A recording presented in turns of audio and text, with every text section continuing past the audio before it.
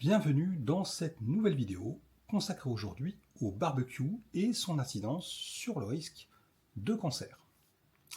Alors, les beaux jours sont revenus, la chaleur est présente désormais un peu partout en France, le soleil également, et donc fort logiquement, on va rentrer dans cette période printanière puis estivale où on va ressortir les barbecues et faire cuire de la viande ou du poisson à l'extérieur, puisque voilà, c'est le côté convivial du barbecue, donc moi personnellement j'adore ça.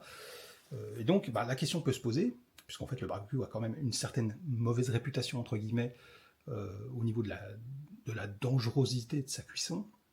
Donc ce que je vous propose en fait c'est d'explorer un peu, de regarder ce que disent les études scientifiques à ce sujet. Alors comme à mon habitude, je me suis basé sur un certain nombre d'études scientifiques dont je vous mets les liens dans le descriptif de la vidéo YouTube version longue. Alors, qu'est-ce qui fait que la viande grillée au barbecue a une mauvaise réputation? En fait, la cuisson à haute température, comme celle du barbecue ou du grill, sur le grill, peut entraîner la formation de certaines substances chimiques considérées comme potentiellement dangereuses pour la santé. Il existe deux principaux groupes de ces composés, qui sont les amines hétérocycliques, les HCA dont je vous ai parlé dans la vidéo sur la créatine, et les hydrocarbures aromatiques polycycliques, les HAP. Alors comment se forment-ils? Les HCA, donc les amines hétérocycliques, se créent lorsque les muscles de la viande, qui contiennent des acides aminés, du sucre et de la créatine ou de la créatinine, sont cuits à très haute température. Donc c'est une réaction chimique qui va se produire en fait à la surface de la viande. Les hydrocarbures aromatiques polycycliques apparaissent quand la graisse ou le jus de viande va en fait s'égoutter sur les sources de chaleur, donc qu'il s'agisse des braises ou des flammes, et ça va occasionner une combustion incomplète qui va produire de la fumée qui contient ces fameux HAP, et donc forcément la fumée monte et va potentiellement déposer des molécules de HAP sur la viande. Alors il faut noter que les HAP peuvent se former aussi lors d'autres processus comme le fumage des aliments, la charcuterie fumée par exemple, que moi personnellement j'évite même si j'adore ça, et le poisson fumé, comme le saumon fumé, etc. A noter que les HAP peuvent également se retrouver dans la fumée de cigarettes, mesdames et messieurs les fumeurs. Maintenant, quels sont les risques pour la santé et pour quel type de cancer? Donc là, on va rentrer dans le dur des études scientifiques. Alors, il y a des études en laboratoire qui ont montré que les HCA et les HAP peuvent modifier l'ADN de nos cellules, ce qui pourrait potentiellement augmenter le risque de cancer. Il y a des études notamment sur des animaux qui ont prouvé que l'exposition à de fortes doses de ces composés peut entraîner des tumeurs. Cependant, chez l'humain, c'est un petit peu plus compliqué parce qu'en fait, le lien direct entre l'exposition à ces substances via l'alimentation et le risque de cancer est plus complexe à établir. Il est difficile de mesurer précisément l'exposition de chaque personne et de tenir compte d'autres facteurs comme la génétique ou l'exposition à d'autres sources de HAP. Je vous ai parlé tout à l'heure de la fumée de cigarette.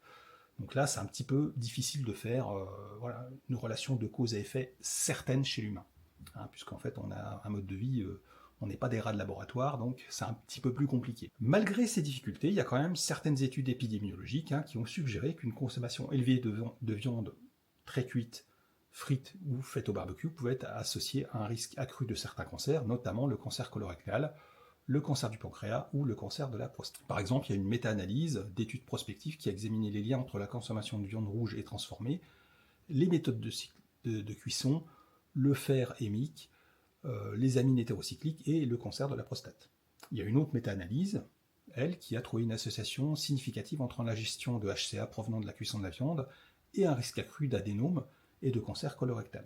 Alors, il faut quand même souligner qu'il y a d'autres études qui n'ont pas forcément retrouvé de telles associations. Ça, c'est fort logique, c'est des études épidémiologiques, donc en fait, il y a tout un tas de facteurs et les relations de cause à effet ne sont pas forcément faciles à établir quand vous avez des personnes qui ont un mode de vie totalement différent d'une personne à l'autre. Alors en 2015, il y a le Centre international de recherche sur le cancer, le CIRC, qui a classé la consommation de viande rouge comme probablement cancérogène pour l'homme, à haute dose, en la classifiant dans le groupe 2A, principalement sur la base d'études épidémiologiques, mais par contre, ils n'ont pas spécifiquement conclu que les HCA et les HAP étaient la cause du plus grand nombre de cancers. Donc vous voyez, il y a deux poids, deux mesures.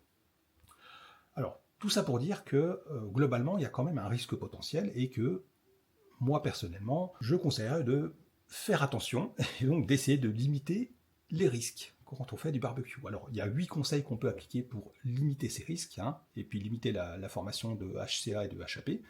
Alors, le premier conseil, bah, c'est tout simplement de privilégier les morceaux de viande maigre. Alors, quand je dis maigre, c'est-à-dire dégraisser au maximum. Parce qu'en fait, le gras, lors de la cuisson, bah, forcément, va s'égoutter et bah, va tomber sur les braises ou les flammes et occasionner le dégagement de fumée qui vont se déposer sur la viande. Donc, notamment, on va éviter de piquer les saucisses et les merguez, sacrilège. Si elles sont de qualité, de toute façon, elles ne contiendront que très peu de graisse. Voilà, elles ne sont pas... bien évidemment, on va éviter les saucisses ou les merguez de supermarché premier prix. Deuxième conseil, régler la hauteur de cuisson.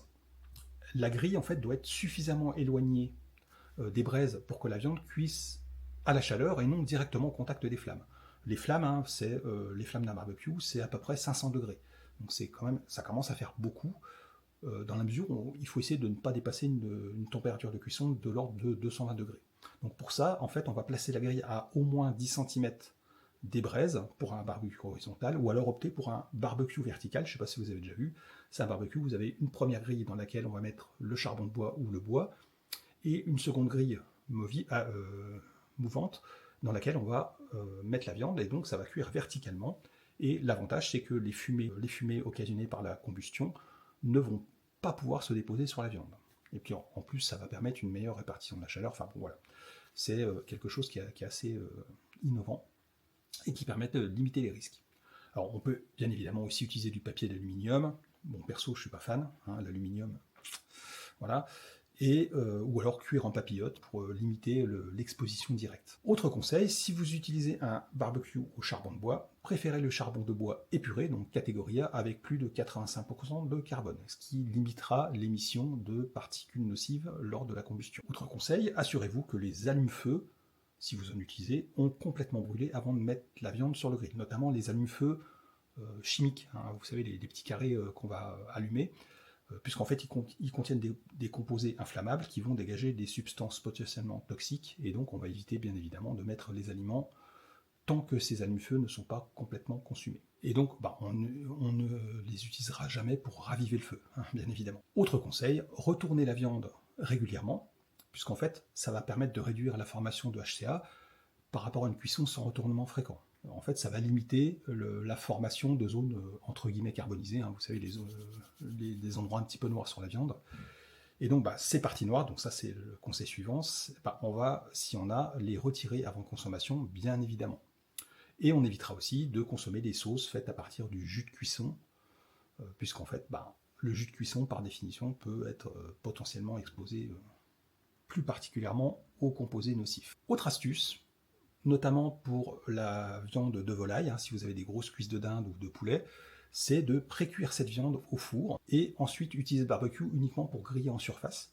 Donc ce qui va permettre de limiter la formation de composés potentiellement cancérigènes. Donc ça c'est particulièrement utile, hein, pour les gros morceaux de volaille qui demandent un temps de cuisson un peu plus long que par exemple la viande rouge. Et enfin, dernier conseil, après votre barbecue, toujours bien nettoyer les grilles pour éviter, pour éliminer les résidus, parce que lorsque vous réutiliserez ces grilles, si vous avez des résidus qui restent collés sur les grilles, ils vont carboniser et former des particules nocives pour la santé.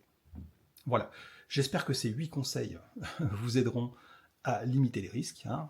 Ça coûte rien, ça mange pas de pain, et ça permet en fait de profiter pleinement de votre barbecue et de ces moments conviviaux qu'on peut passer avec nos amis, notre famille, etc. Donc tout ça pour dire que l'idée c'était pas de diaboliser le barbecue, hein, mais d'être informé des risques et puis de prendre quelques précautions pour continuer à profiter en toute sérénité de la cuisson au barbecue, comme on dit. Moi perso je suis assez fan, j'en consomme pas énormément, hein, j'en fais de temps en temps. J'ai un barbecue électrique, hein, pour ce qui évite la formation de flammes. Voilà. N'hésitez pas à donner vos propres astuces en commentaire, si vous en avez que je n'ai pas cité, à donner votre avis sur la question, et puis je vous dis à très bientôt pour une prochaine vidéo.